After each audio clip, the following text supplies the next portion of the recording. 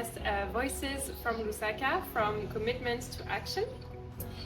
Aujourd'hui, nous allons nous concentrer sur l'expérience vécue en République démocratique du Congo, un pays qui est au cœur de la richesse minérale en Afrique et au cœur de la transition énergétique. Et je suis rejoint aujourd'hui par André Ntumba, qui travaille donc à AfroWatch, African Resource Watch, une organisation de la société civile qui travaille avec les communautés locales. Donc bienvenue André.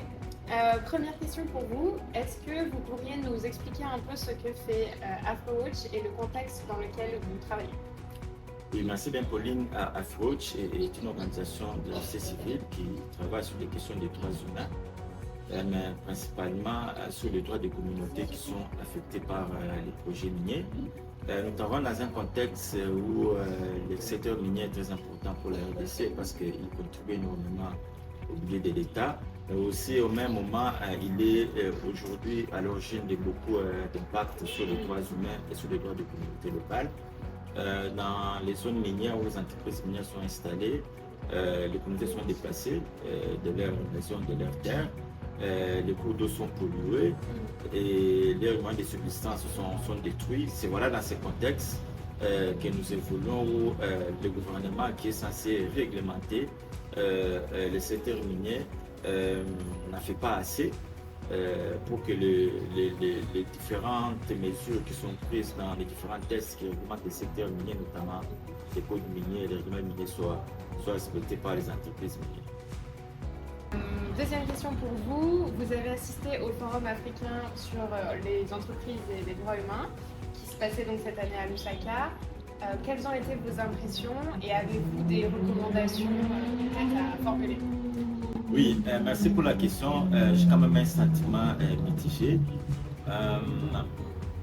pour deux principales raisons. La première raison, c'est que le forum, il est africain, mais on a l'impression qu'il est africain pour les anglophones. Les francophones ont été peu représentés. Mais deuxièmement, il y a un décalage énorme entre les discours qui est porté au niveau de ces forums et ce que les communautés vivent au quotidien dans les zones où les minerais sont exploités. Je suis d'accord qu'aujourd'hui on aborde la question des collaborations, notamment entre les différents acteurs pour faire avancer la question, mais parfois les réunions, les forums dans des sessions dans des salles IP confortables, parfois nous font oublier la réalité que les communautés vivent sur le terrain. Donc en termes de recommandations, moi je voudrais que prochainement, le forum qui va venir prochainement, que le monde francophone soit aussi représenté parce que les impacts sur les droits humains ce sont autant dans les pays anglophones que dans les pays francophones. Mais la deuxième question, la deuxième recommandation, vais-je dire, c'est que les communautés qui sont au quotidien impactées par les droits humains, en fait, pour lesquels leurs droits sont violés, il faudra aussi qu'ils fassent partie des participants à ces forums pour qu'ils partagent des expériences, mais qu'ils apprennent aussi des uns des autres, mais qu'ils profitent aussi de cet espace pour pouvoir rencontrer des gens, discuter avec des gens dans le seul objectif de faire avancer la question des droits de l'homme. Cool.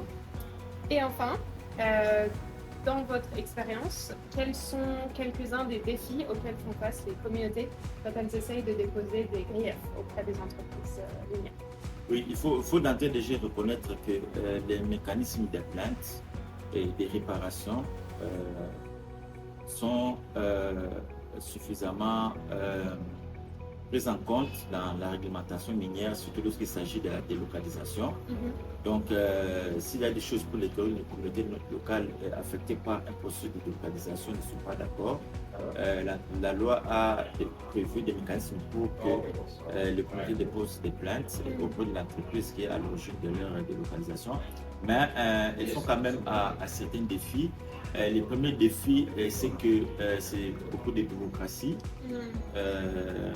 mais aussi leur niveau d'instruction, pour la plupart des cas, ne leur permet pas de remplir les formulaires de demande, de présentation des plaintes, mais aussi l'autre défi auquel ils sont confrontés, c'est que très souvent, dans la plupart des cas où les plaintes ont été présentées et n'ont jamais eu gain de cause, c'est l'entreprise qui a toujours raison.